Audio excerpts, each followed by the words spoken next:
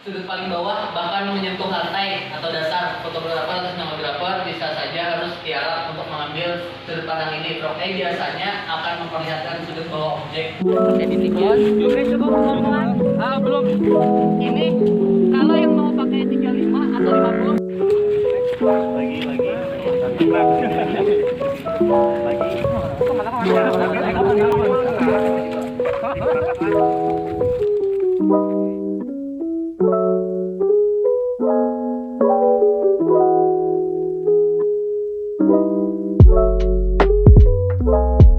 Ya, selamat malam kawan-kawan, dan sekarang saya lagi ada di Abu Picture Studio, tepatnya berada di Citraland 47 Banjarmasin, dan di sebelah saya ada Bang Said, owner sekaligus pemilik dari Abu Picture Studio, bukan audio ya. Terus di sebelahnya ada Bang Rudi, salah satu ketua atau wakilnya nih Bang Rudi. Humas dari Shutter Lab komunitas fotografi dari Banjarmasin. Nah, jadi buat kawan-kawan yang pengen lebih tahu tentang Abu Pictures dan Shutter Lab, saatnya sekarang kita coba tanya-tanya ke Bang Said tentang Shutter Lab dulu deh. Nah, Shutter Lab ini sebenarnya tujuannya untuk apa sih Bang? Selain mengumpulkan orang-orang yang hobi fotografi. Kalau kita bicara tujuan, Shutter Lab sendiri itu tujuannya yang paling utama adalah bagaimana caranya kita bisa bermanfaat seluas-luasnya. Bermanfaat untuk semua orang, bahkan bukan hanya dari fotografernya aja. Jadi sebisa mungkin kita tuh bermanfaat untuk orang banyak. Seperti itu. Tujuannya seperti itu sih. Salah satunya. Salah satu tujuan utamanya mungkin. Nah, yang kedua, tujuan kita itu adalah mempererat ikatan antara fotografer kayak gitu. Jadi tidak ada lagi fotografer lokal, bisa dibilang kita di daerah Kalimantan Selatan tidak ada lagi yang tidak saling kenal. Jadi kita bisa saling bertegur sapa, kita bisa saling berbagi kayak gitu. Berarti regional komunitasnya se-Kalsel ini Bang ya? Bisa dibilang Kalsel Tank malah, karena anggota kita tuh ada dari Buntok. Dari Buntok. Jauh juga Bang ya? Jauh. Dan dari Kalteng itu tidak sedikit juga jumlah orangnya Bang ya? Untuk saat ini di tahun 2021 itu hanya satu orang. Oh, satu orang dari Kalteng. Satu orang. Tapi tidak menutup kemungkinan ketika kita nanti open di 2022, tidak menutup kemungkinan mungkin kita akan skala nasional kayak gitu. Dan berdirinya itu dari sejak kapan nih Bang? Berdiri dari tanggal 10 Mei 2019. Oh, 19 berarti 1 tahun lebih ya? Iya, 2 tahun. Hampir 2 tahun. Nah, jadi hampir 2 tahun. Kalau untuk merekrut member sendiri kayak gimana Bang? Atau orang datang ke sini join langsung, atau dari komunitas sendiri buka untuk member baru? Oke, silakan. Kalau untuk pembukaan member baru kita open recruitment per tahun. Per tahun. Jadi kita yang buka. Bukan setiap ada orang mau masuk kita langsung terima, enggak. Oh. Jadi setiap tahun kita ada open recruitment. Jadi per tahun lah, per angkatan. Oh, per angkatan. Karena sekarang kan sudah hashtag 3. Iya, Shutter Lab 3. Berarti tidak bisa orang tiba-tiba kenal langsung. Nggak bisa. Karena niatnya dari awal kan kita pengen bermanfaat khususnya di member sendiri.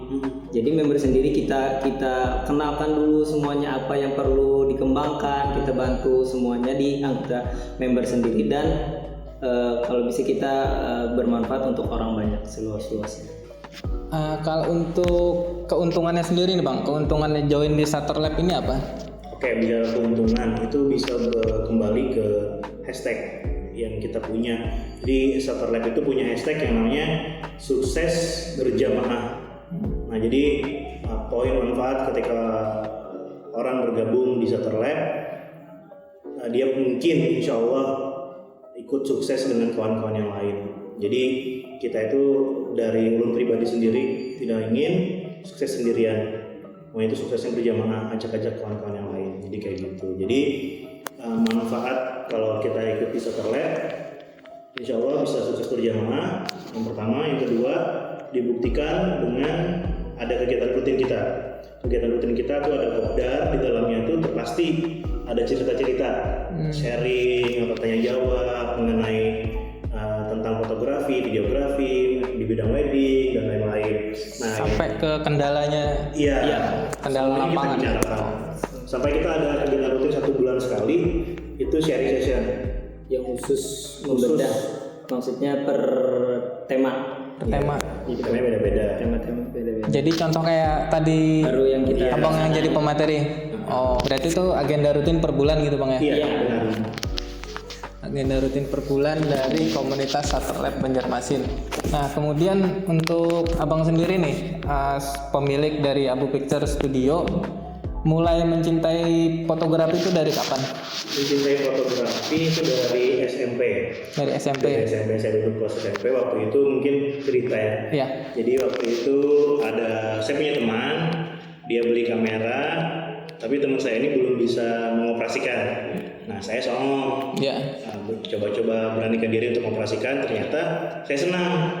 Nah, kayak gitu. Jadi sering-sering kayak kalau bahasa sekarang tuh hunting lah zaman-zaman saya SMP gitu. Jadi sering-sering foto-foto kayak gitu. Mulai dari kameranya kamera jenis apa tuh bang dulu bang? Dulu itu 600D.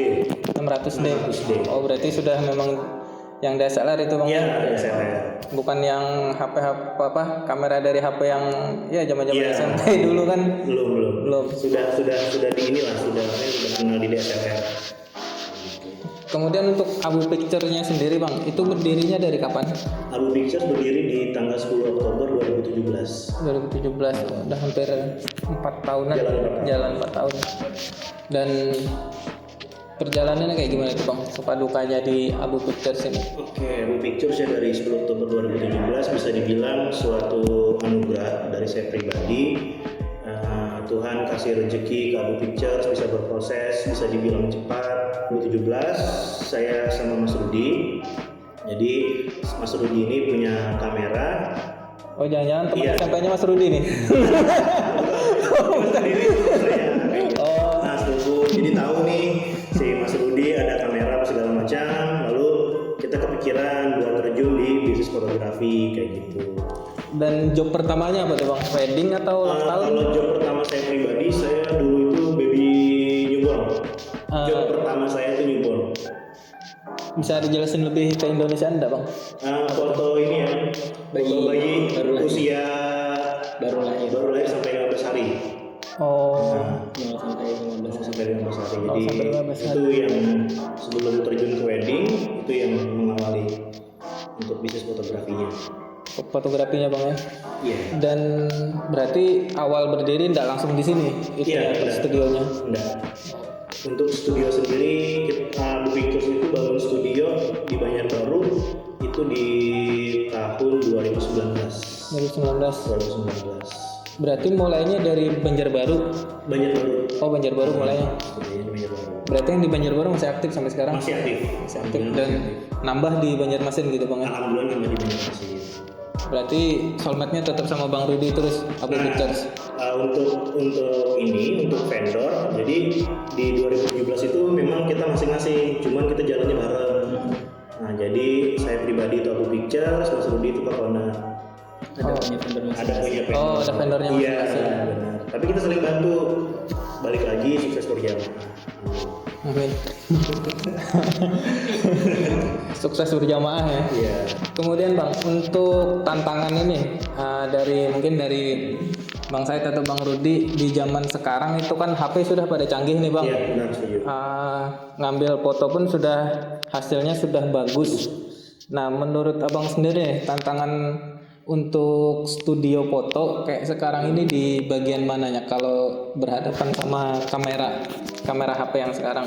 Oke. Kalau misalkan bicara tantangan antara kamera handphone dan kamera DSLR, saya pribadi itu masih kayak gini. Maksudnya dalam artian jangan takut kita penggiat fotografi dengan menggunakan DSLR maupun mirrorless dengan yang menggunakan handphone, karena dari segi mananya pun itu pasti beda. Balik lagi ke hasil. Sebagus-bagusnya kamera handphone, menurut saya pribadi tidak bisa sefleksibel atau secanggih Profesional. kamera profesional kayak gitu. Bicara dari lensa mungkin kayak gitu. Dari toolsnya dari kamera sendiri memang banyak Bang ya. Iya banyak. Dari Mungkin untuk lensa handphone sendiri pun ada yang bikin. Nah tapi balik lagi tidak secanggih mungkin yang di kamera profesional. Berarti secara umum tidak masalah buat abang ya? Nggak masalah karena kita semua sadar juga kan. Masih ada pembeda antara kamera profesional DSLR mau mirrorless dengan kamera handphone. Nah, kita di wedding sendiri tidak mungkin kita bekerja profesional montanya dengan handphone. Jadi kayak gitu itu ada pembatas langsungnya dalam artian mindset masyarakat masih kamera profesional itu ya DSLR, mirrorless gitu. Dan itu memang tidak ada matinya Bang ya. Kalau untuk wedding orang-orang selalu ke DSLR yang profesional. Tapi kita tidak tahu. iPhone 20 rilis bisa jadi Kan iPhone 20 lensanya ada seri-serinya. yang profesional pun pindah bawa HP aja. Nah, Iya. tapi memang kalaunya sudah bisa bisa kita bilang profesional fotografer, kalau megang kamera HP pun tidak masalah, bisa bagus juga gitu Bang ya. Nggak masalah. Memang pasti bagus loh. Pasti bagus. Karena masih banyak kok profesional fotografer yang masih menggunakan handphone. Kayak misalnya kayak fotografer itu ada yang masih menggunakan handphone. Saya tahu ya. Yang saya tahu masih ada yang menggunakan handphone dan hasilnya juga masih bagus. Karena dia mengerti basic dan mengerti set lighting, untuk setting makanannya kayak gitu. Nah, bicara personal fotografernya nih Bang, menurut Abang nih fotografer itu berdasarkan bakat atau latihan? Kalau saya pribadi, saya tetap memegang itu bukan bakat. Bukan bakat. Itu pribadi. Jadi kayak bisa dan terbiasa.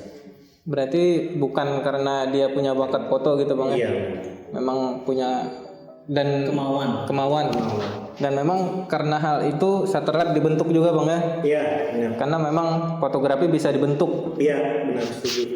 Bukan karena bakat. Nah, jadi buat teman-teman yang ngerasa tiap moto orang atau moto diri sendiri itu hasilnya jelek, jangan berkecil hati karena memang itu bukan bakat, bukan berarti Anda tidak punya bakat fotografi. Bisa dilatih kok, mungkin ya karena kurang bakat juga. kurang pengetahuan aja. Kurang pengetahuan. Nah, jadi supaya pengetahuan fotografinya nambah, mungkin tahun ini kapan nih Bang dibuka Shutter Lab pendaftaran ini? Awal tahun 2022. Awal tahun 2002. Nah, ada IG-nya nggak Bang? Shutter Lab? Ada Shutter Lab. Shutter Lab. Shutter Lab. Gitu ya. Nggak ada _. Shutter.lab. Oh, Shutter.lab. Jadi @shutter.lab. Nah, cari aja nih di IG, Facebook sementara ini masih belum ada ya kita. Jadi kita cuma di Instagram dan di YouTube. Oh, YouTube kita juga ada. YouTube-nya apa nih Bang? YouTube-nya Shutter Lab. Shutter Lab juga. Iya. Nah, jadi buat teman-teman yang pengen kepo masalah fotografi awal tahun 2022 silakan ikuti IG-nya Shutter Lab. Iya. Kemudian waktu pendaftarannya dibuka, jangan malas-malesan, langsung daftar aja. Karena kalau malas-malesan nunggu tahun 2023 lagi Bang. Iya. 2023 lah, ya kalau masih hidup kan. Nah, kalau untuk Bang Rudi sendiri masalah kerjasama nih Bang, menurut Abang kerjasama yang paling penting itu untuk fotografi itu kerjasamanya kemana-mana aja? Kalau untuk fotografi ya, kalau dari kita sendiri kan fokusnya ke wedding ya. Kalau untuk wedding kita kerjasamanya salah satunya ke vendor-vendor kayak vendor dekor, vendor wedding organizer kayak gitu, biar sama-sama saling bisa mempromosikan dan bisa memberi referensi lah. Masih referensi itu sih kalau untuk di bidang yang kita jalani sekarang, karena di bidang kita jalani sekarang kan di wedding. Jadi paling tidak kita punya kerjasama dengan vendor-vendor yang di bidang wedding juga. Itu sih. Oh, berarti kalau secara organisasi nih Bang, secara komunitas ya, Shutter Lab itu komunitas fotografi. Iya. Nah, di luaran ini ada enggak komunitas dekorasi umpamakan kan? Kalau setahu saya sih ada mungkin asosiasi ya yang Iya, asosiasi. Oh, asosiasi dekorasi. dekorasi mungkin ada juga komunitas wedding organizer Banua ada juga. Oh. Tapi sampai sejauh ini udah ada kerjasama antara Shutter Lab atau sama wedding organizer di Banjarmasin atau mau direncanakan? Kalau dulu kita pernah kerjasama dengan komunitas Dekor, dekor, apa lagi orang. Pokoknya ada kita kerja sama juga bikin collab acara kayak gitu. Oh, bikin collab acara gitu. Tapi mungkin rencananya ke depan kita mungkin ada lagi juga mau kerjasama lebih luas lagi kayak organizer sama dekor kayak gitu sih. Biar sama apa sih kurangnya di kendala-kendala di wedding. Jadi memang sesuai sama tagline-nya nanti ya. Sukses berjamaah. Enggak cuma sesama fotografer tapi ke WO, ke dekorasi, ke catering nanti kan. Ke yang punya gedung. Iya. Ke KUA juga kan. Sekalian kan kerja. Nah, kemudian untuk tempat nih Bang, kalaunya buat yang single fotografer nih, kalaunya pengen foto-foto ya ala-ala ya Instagramable nih, kira-kira tips and triknya gimana supaya hasil fotonya bagus, atau cukup ngandelin filter kah? Oke, kalau misalkan tips and trick untuk dapatin foto Instagramable, itu pertama kalau dari aku pribadi dari outfit mungkin bisa ditentukan dulu outfitnya, jangan kebanyakan warna, jangan gunakan warna-warna yang ngejreng, gunakan warna-warna yang mungkin kalau misalkan pakai filter kita harus kenal filter yang kita pakai itu cocoknya dengan warna-warna apa. Nah, ada kan filter yang tidak cocok di dengan warna tertentu kayak gitu. Carilah tempat-tempat yang minimalis. Nah, dengan minimalis yang jelas itu minimalis. Karena apa minimalis? Karena Instagramable itu bisa dibilang identik dengan minimalis kayak gitu. Jadi tipsnya pertama outfitnya tentukan dulu outfitnya Instagramable juga, jangan warna-warna yang nabrak, jangan warna-warna yang aneh kayak gitu. Pilihlah tempat foto yang Instagramable, cari interior atau eksterior yang minimalis kayak gitu. Oke, itu aja sih tipsnya. Nah, jadi buat kawan-kawan yang pengen hits di IG, pengen jadi selebgram tapi nggak kesampaian, coba trik and triknya dari Bang Said tadi. Yang pertama, baju warnanya jangan yang ngejreng dan terlalu banyak nabrak. Yang kedua, yang minimalis. Ya, tapi minimalis pilih-pilih juga Bang ya. Iya, benar. Yang Instagramable. Yang kuburan kan minimalis juga, jangan di sana. Bahaya. Minimalis tapi jangan di kuburan, pilih tempat-tempat yang normal lah, jangan yang horor kan, kecuali memang kalau aku indigo atau apalah. Kemudian yang perlu diperhatikan nih Bang untuk fotografer pemula nih, apa sih yang perlu diperhatikan dari pemula yang mau belajar fotografi? Kalau untuk pemula ya mungkin salah satunya perbanyak teman dengan sesuai teman fotografer lah, sesama fotografer, dan perbanyak referensi. Cari misalkan dari referensi dari sosial media, referensi hasil orang. Kalau dari segi teknis nih pengambilan foto pemula kayak gimana? Jadi untuk pemula yang harus dikuasai dasarnya itu ialah kita harus menguasai teknik dasar basic dari settingan kamera kita, basic dari pengambilan gambar kayak gitu. Jadi kita harus tahu yang namanya ISO, exposure, ya dasar shutter speed. Jadi sekian untuk sesi sharing tentang fotografi bersama dengan Bang Said dan Bang Rudi dari komunitas Shutter Lab, sekaligus owner dari Abu Picture Studio. Karena kamera juga sudah mulai nggak mendukung lagi, jadi untuk pertanyaan, komentar dan segala macam silakan post di kolom komentar. Untuk yang pengen lebih jelas banget silakan datang di Abu Studio Picture Dan Bang Said, Ya. 24 jam di sini terus nggak? Insya Allah nggak 24 jam. Kalau nggak 24 jam, tapi kalau nyari datang ke sini otomatis dilayani dengan ramah. Insya Allah ada ya. Insya Allah. Untuk tanya-tanya sekalipun bukan dari anggota dari Saterlab, Insya Allah. jadi jangan malu, jangan ragu datang ke Apoteker untuk tanya-tanya masalah fotografi.